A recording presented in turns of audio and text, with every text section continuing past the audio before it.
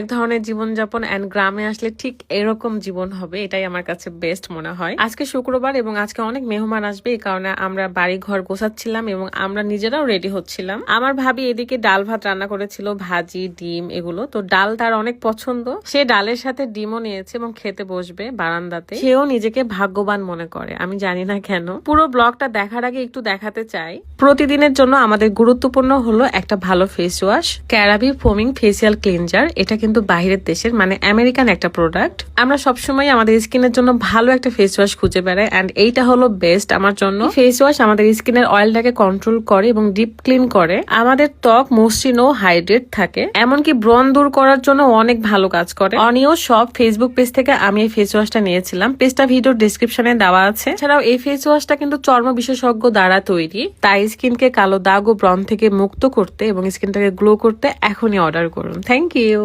আর গ্রামের ডাল কিন্তু ভীষণ মজা, এই ডালের যে কি স্বাদ, যারা আসলে আমাদের বাসায় এসে ডাল খেতে চান চলে আসবেন। তো বাইরে